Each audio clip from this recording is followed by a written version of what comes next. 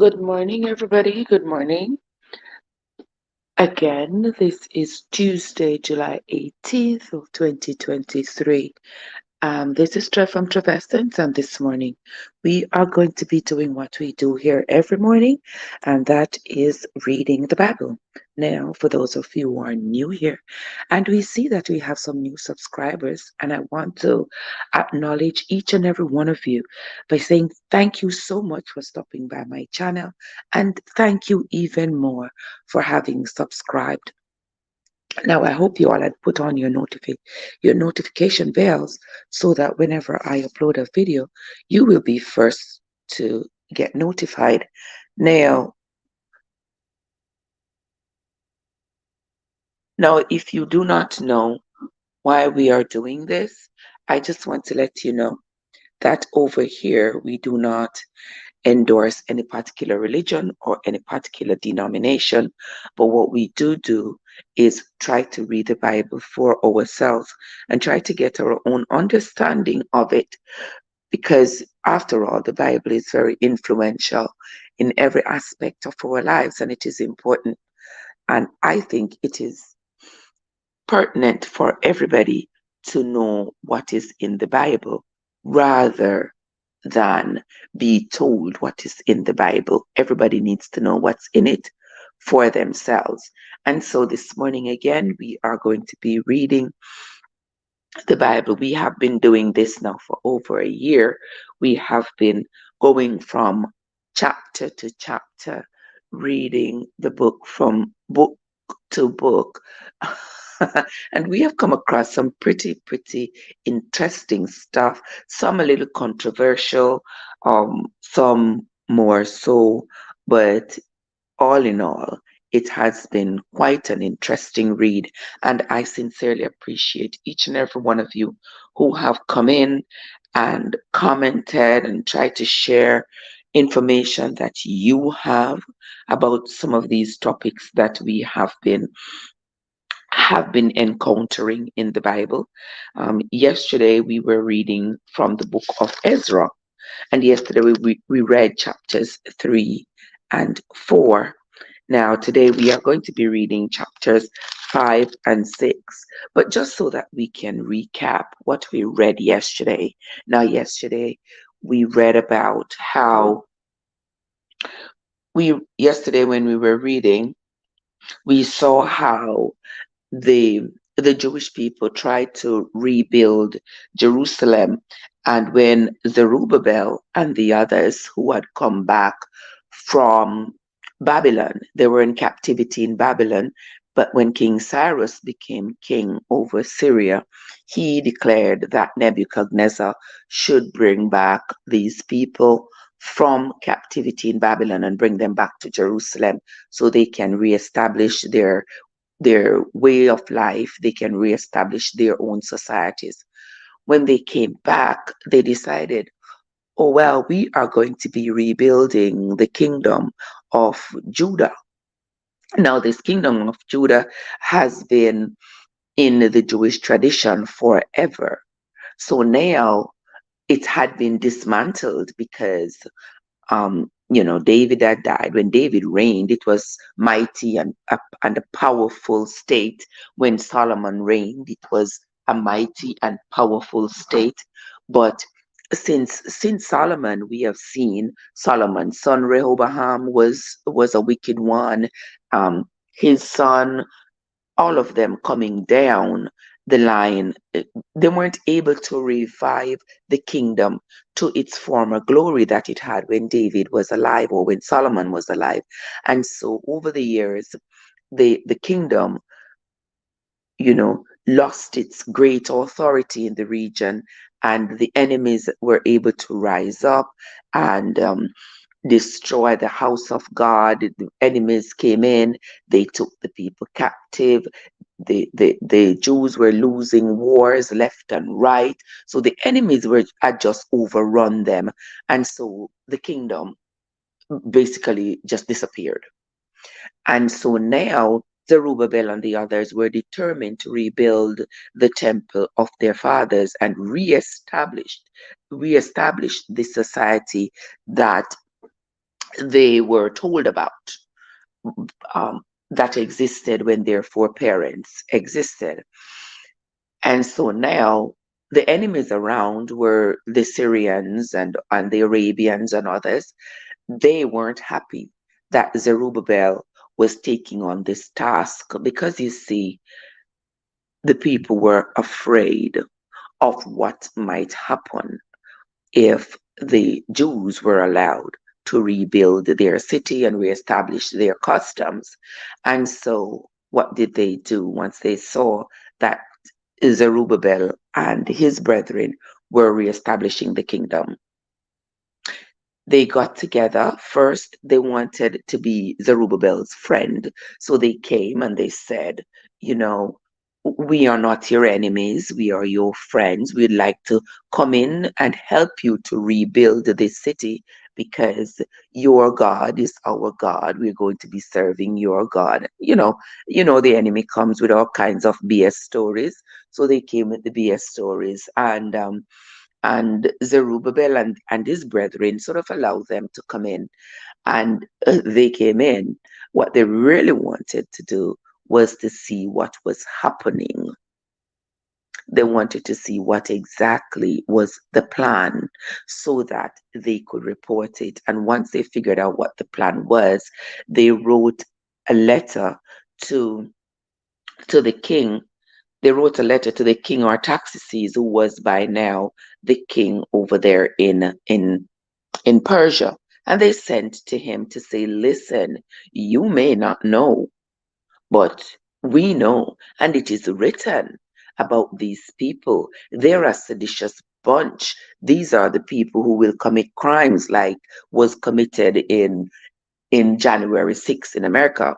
Yeah, that kind of those are the kinds of people who are rebuilding this temple. Now, if you allow them to continue to build this temple, they are going to take over every single city and town over on this side of the river. They are going to be collecting taxes and tolls and tariffs and everything else. They are going to be collecting, and nothing is going to come into the coffers of you, the king. And so, after having read that letter that was sent to them, to him, to Artaxerxes, he decided that, well, he wasn't going to he wasn't going to allow Zerubbabel and the others to rebuild their city. So we are going to be continuing the reading. We want to find out what happened afterwards. And I hope we come across that in chapters 5 and 6, because that's where our reading is going to be from today. Ezra chapters 5 and 6. So if you have your book Bible or your Google Bible, I want you to go ahead and get them so that we can read together. And don't forget, guys, to make notes as we go along. Okay? All right. Let us begin. Ezra chapter 5. Then the prophets, Haggai the prophet, and Zechariah the son of Iddo, prophesied unto the Jews that were in Judah and Jerusalem in the name of the God of Israel, even unto them. Then rose up Zerubbabel the son of Shealtiel, and Jeshua the son of Jozadak, and began to build the house of God which is at Jerusalem, and with them were the prophets of God helping them. At the same time came to them Tatnai, governor on this side of the river, and Shatar-boznai, and their companions, and said thus unto them, Who hath commanded you to build this house, and to make up this wall? Then said we unto them, After this manner. What are the names of the men that made this building? But the eye of their God was upon the elders of the Jews, that they could not cause them to cease, till the matter came to Darius. And then they returned answer by letter concerning this matter. The copy of the letter that Tatnai, governor on this side of the river, and Shatar Bonzai and his companions, the Apharsachites, which were on this side of the river, sent unto Darius the king. They sent a letter unto him, wherein was written thus. So this is what was written in the letter that they sent to Darius the king. Here it says, all peace. Be it known unto the king that we went into the province of Judea to the house of the great God, which is built with great stones, and timber is laid in the walls. And this work goeth fast on, and prospereth in their hands. Then asked we those elders, and said unto them thus, Who commanded you to build this house, and to make up these walls? We ask their names also to certify thee, that we might write the names of the men that were the chief of them. And thus they returned the answer, saying, We are the servants of the God of heaven and earth, and build the house that was built these many years ago, which a great king of Israel built and set up. But after that, our fathers had provoked the God of heaven unto wrath. He gave them into the hands of Nebuchadnezzar, the king of Babylon, the Chaldean, who destroyed this house and carried the people away into Babylon. But in the first year of Cyrus, the king of Babylon, the same king, Cyrus, made a decree to build this house of God. And the vessels also of gold and silver of the house of God, which Nebuchadnezzar took out of the temple that was in Jerusalem, and brought them into the temple of Babylon. Those did Cyrus the king take out of the temple of Babylon, and they were delivered unto me, whose name was Shebazar, whom he had made governor, and said unto him, Take these vessels, go, carry them into the temple that is in Jerusalem, and let the house of God be built in his place. Then came the same Sheshazar and laid the foundation of the house of God, which is in Jerusalem. And since that time, even until now, hath it been in building, and yet it is not finished. So it's taking them like forever to rebuild the house of the Lord. I guess every time they start, there is a problem. Somebody is sending a notice to the king in Persia to say this is what they're doing, and then the building is stopped, and it is just taking forever, unlike when Solomon was building the house. Verse 17. This is actually the last verse of chapter 5. Now, therefore, if it seem good to the king, let there be search made in the king's treasure house, which is there in Babylon, whether it be so that a decree was made of Cyrus the king to build this house of God at Jerusalem, and let the king send his pleasure to us concerning the matter. So here they are trying to plead their case with Darius, who is now the king, to say, listen, if it pleases you, if it pleases you, let us continue to rebuild this house of the great God.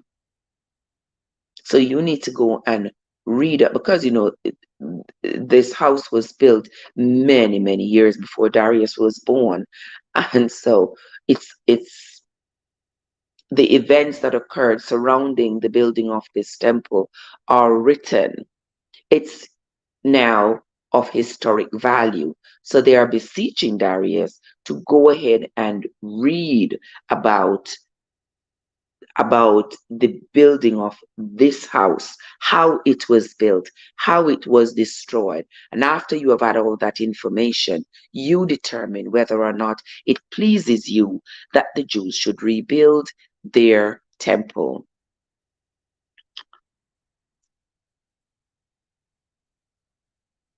Oh, that Delia. Delia. Delia. Delia, good morning. You see me, I feel whisper. Delia, how are you doing, my dear sister? Good morning, good morning, good morning. Good to see you, Delia. Good to see you, my love. Welcome. Thank you so much, my darling. All right, we are going to continue the reading. Guys, if you are in the chat, don't forget when you come in, don't forget to hit that like button. I see people coming in and out, but don't forget to hit that like button and say something in the chat so that I know you are there. I know there are always silent listeners, there are always people hiding in the background, and I don't mind you at all. But I would love to be able to acknowledge you. But if you so choose to stay in the background, by all means, it's my absolute pleasure having you there. All right, so let us continue the reading. We will be reading Ezra chapter 6. And don't forget, guys, to follow me in your book Bible or your Google Bible. Now, Ezra chapter 6. When Darius the king made a decree, and search was made in the house of the rolls. The house of the rolls mean the historic writings, where the treasures were laid up in Babylon, and there was found at Achmetha in the palace that is in the province of the Medes a roll, and therein was the record. Therein was the record. So the record of the house of the Lord that was built in Jerusalem and that had been broken down and that was now being rebuilt. The record was found at Achmetha. That's Achmetha. It was found at Achmetha in the palace that is in the province of Medes, Medes. In the first year of Cyrus the king, the same Cyrus the king made a decree concerning the house of God at Jerusalem. Let the house be built, the place where they offered sacrifices, and let the foundations thereof be strongly laid, the height thereof 60 cubits, and the breadth thereof 60 cubits. So the temple had to be 60 by 60. With 3 rows of great stones and a row of new timber, and let the expenses be given out of the king's house. And also let the golden and silver vessels of the house of God, which Nebuchadnezzar took forth out of the temple which is at Jerusalem, and brought into Babylon, be restored, and brought again unto the temple which is at Jerusalem, every one to his place, and place them in the house of God. I hope you all had remembered that when we had read that before, that when Nebuchadnezzar was ordered by King Cyrus to bring the Jews back to Jerusalem, he was also ordered to bring back the stuff that he had stolen, because he had pillaged the temple and taken out the gold and vessels and silvers, diamond, everything that was in there that was of value, of the priestly garments and everything he had taken out. And so King Cyrus, when he ordered him to bring the Jews back, he also ordered him to bring back all the valuables that he had stolen. Verse 6. Now therefore, Tatnai, governor beyond the river, Shatarboznai, and your companions, the Aphasakites, which are beyond the river, be ye fat from thence. Be ye far, be far from thence. Let the work of this house of God alone, let the governor of the Jews and the elders of the Jews build this house of God in his place. Moreover, I make a decree that ye shall do to the elders of these Jews for the building of this house of God, that of the king's goods, even of the tribute beyond the river, forthwith expenses be given unto these men, that they be not hindered.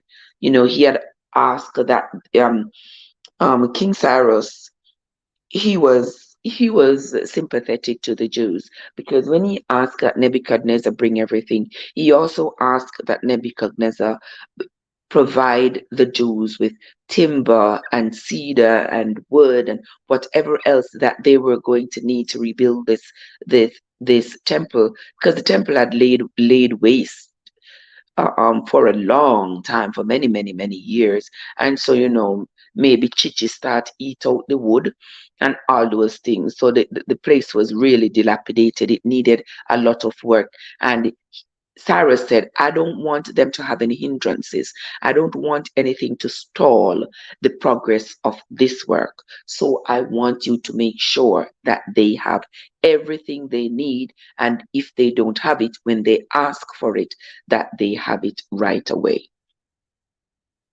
Let us continue. Verse 9, and that which they have need of, both young bullocks and rams and lambs for the burnt offerings of the God of heaven, wheat, salt, wine, and oil, according to the appointment of the priests which are at Jerusalem, let it be given to them day by day without fail. Verse 10, that they may offer sacrifices of sweet savours unto the God of heaven, and pray for the life of the king and of his sons. Also, I have made a decree that whosoever shall alter this word, let timber be pulled down from the house, from his house, and being set up, let him be hung. You know what I mean?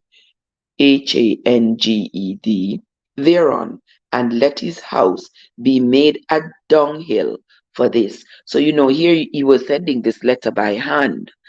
You know, he was sending this letter by hand to the Jews, and it was being carried by the enemies. So you see what he put in there. Said, if anybody alter this letter, if anybody is found to have changed anything that I said in this letter, then that person shall be, Hanged.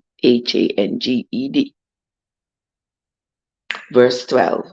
And the God that has caused his name to dwell there destroy all kings and people that shall put to their hand to alter and to destroy this house of God which is in Jerusalem.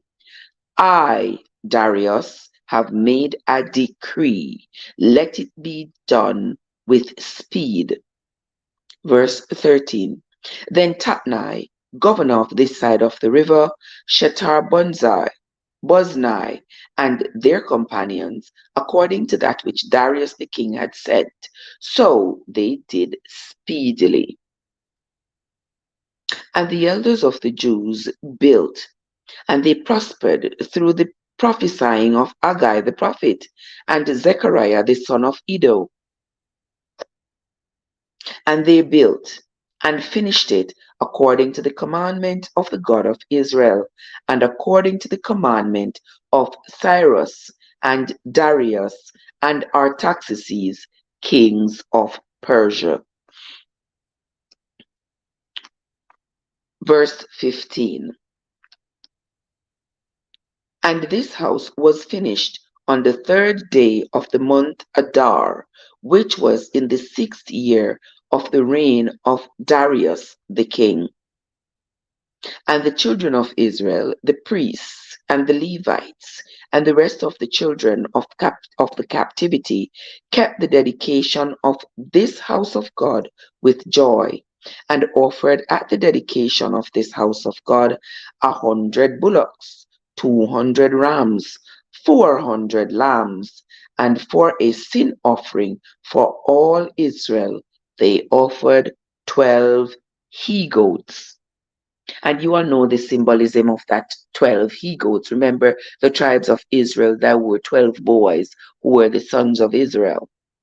And it is from them that is descended all the descendants of the children of Israel. So they offered 12 he goats to represent the 12 tribes, according to the number of the tribes of Israel. And they set the priests in their divisions, and the Levites in their courses, for the service of God, which is at Jerusalem, as it is written in the house of Moses. And the children of the captivity kept the Passover upon the 14th day of the first month. For the priests and the Levites were purified together; all of them were pure, and killed the Passover for all the children of the captivity, and for their brethren the priests, and for themselves. Verse 21.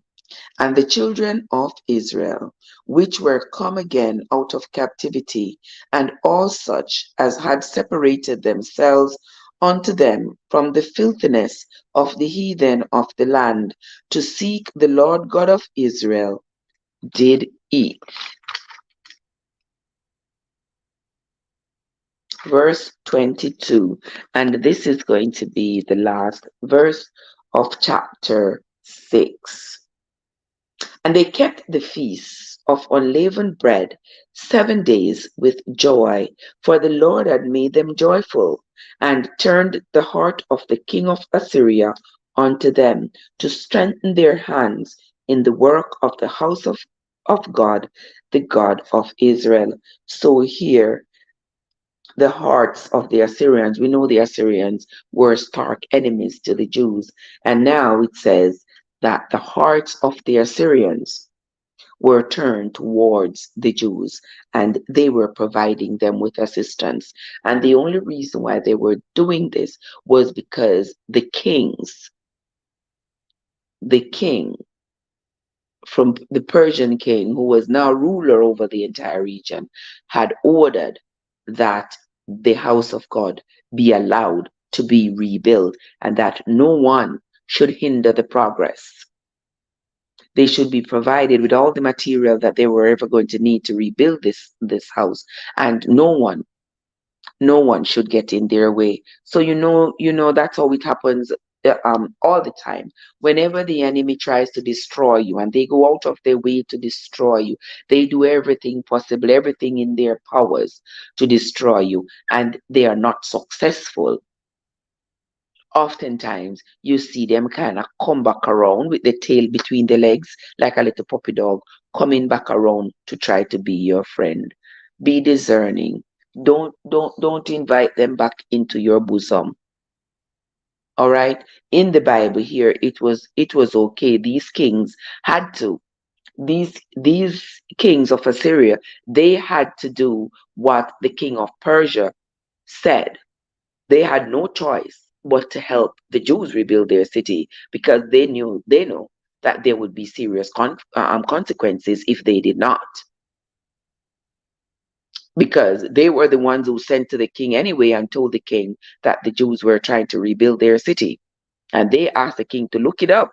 If you don't believe us, look it up, and you will find the information yourself, that these people are not the people you should allow to rebuild their city. They're going to overrun everything across here. They're going to conquer all the cities. They are going to start collecting all the tolls and tariffs and everything from the people over here. You're not going to get any. So they created this narrative to present to the king, to make it plausible to the king that the Jews should not be allowed to rebuild their city. But it backfired, because in the end, the Jews were allowed to rebuild their city. And so that is going to be the end. And with that, we are ending the reading for this morning. We have read this morning chapters 5 and 6 of the book of Ezra. Those of you who were here, I hope you followed with me. I sincerely appreciate each and every one of you who came into the Bible reading this morning. When we come back tomorrow morning, we will be reading chapters 7 8, and 9 when we come back tomorrow morning. That's going to be July 19th. All right. Once again, I want to say thanks to everyone who came into the live daily. Yeah. I hope you have a great day, my love. I sincerely, sincerely appreciate you. And those of you who were in the background, I sincerely appreciate you as well. Thank you all so much for coming, my friends. That's going to be the end of the reading for today. Until next time. This is Trev from Travescence, where your journey matters. Now have yourselves a great day, everybody.